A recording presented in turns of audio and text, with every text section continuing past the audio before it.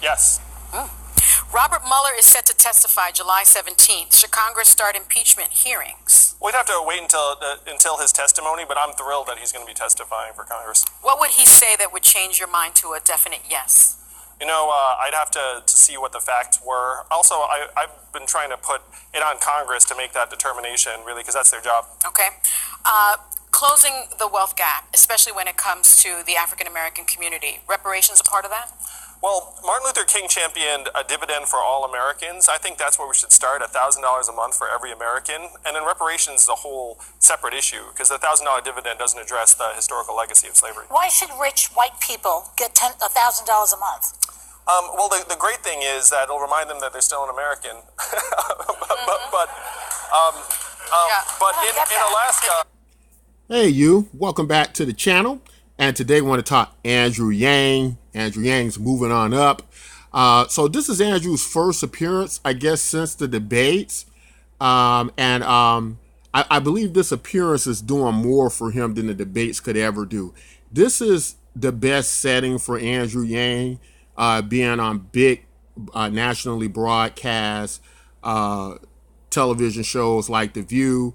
The daytime television show reaches millions upon millions of people in the United States. Most politicians go there. I think a great deal of the Democratic candidates have already appeared on The View. And it's definitely good for people getting to know Andrew Yang. Now, what was so great about this particular show was that Andrew got a chance to really get more deeper to explaining his policies to the people. And I think he did a pretty good job in this segment of The View. I think he did a good job, and I think it's affecting the polls in a very positive way. Again, something that didn't happen with the debates. And so it looks like Andrew's back on the move up again. And this is all a very, very good thing. So watching the episode, there was a few things happen I didn't like, during the show. But for the most part, I thought everything went fairly well. And I was going to kind of do this analysis of it. But then I sat back and thought about something. I watched Andrew Yang, and it hit me. It just came to me. It said, you know what? Maybe there's nothing wrong with Andrew Yang and how he's going about this campaign.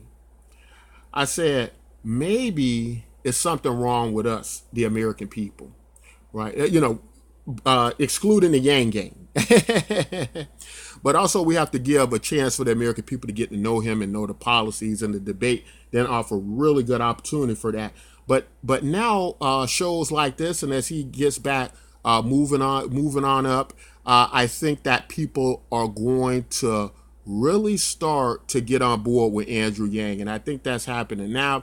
But the only thing I would suggest at this point is that whatever Andrew is doing, keep doing it. I don't think he really needs to change anything. Just keep being who he is and going forward with that. But I would like friends around him. I would like him to have friends around him that aren't afraid to give their opinions to him and let them know when they think something went a little bad or left. But I don't think Andrew really needs to change anything. I think it's pretty cut and dry with Andrew. Once you give him enough time to talk, once there's enough time given over for information to be relayed, and that's something I think time will solve, I think Andrew's going to do just fine. I think that what we're seeing now with a lot of candidates, a lot of them are in ties right now. Biden's still kind of out in the front, but I think his lead is going to start to diminish, and I think they're going to all end up, I think a lot of candidates are going to all end up neck and neck vying for that candidacy. I just got that feeling. But I think Andrew Yang, he keeps making appearances like this. This is the best thing he can do. Just keep making appearances, and trying to get on as many shows as possible, doing things in the media to get noticed, and kind of creating his own format, right? I don't think he necessarily needs to just dominate debates, right? There's so much more to winning debates. But what I would like to see Andrew do is keep getting in the media some kind of way. keep getting a few more minutes to talk. And so for Americans go, there's that Asian guy again, talk about that $1,000 per month, and he's still around and he's still in the debates and he hasn't dropped out yet, because Andrew Yang's not going to drop out. He know he's run a good campaign and he know he has a great chance of winning this thing. But I really like the episode, and I'm glad that for me this felt like a big turnaround for Andrew Yang, because everybody was aware of the Mike debacle, and Andrew Yang answers that in the interview. I'm glad he didn't make a big deal about it. I'm glad he let other people make a big deal about it, because NBC denied it, and you didn't want this back and forth thing keep going on where he's going, oh well, NBC, they that's not true, that did happen, and NBC going, no, that's not true. Just let it die like that, and we go forward.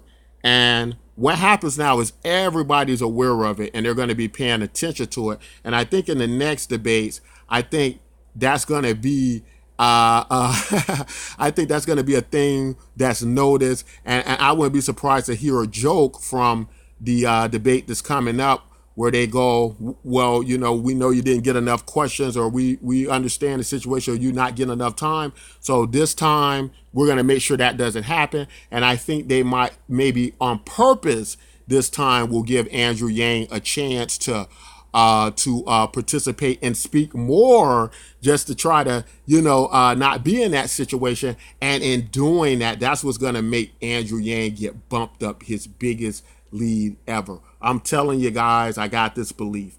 I think Andrew Yang is going to dominate the next debate, because it doesn't take much. Just remember this, it doesn't take much for Andrew Yang to sell this idea. NBC was just clever enough not to give him the opportunity, because they knew if he had that chance, they knew that would be it for everybody. Andrew would shoot up in the lead. That's what would happen. And they didn't want that to happen. So CNN's not going to have that issue. The next debate that's not going to happen.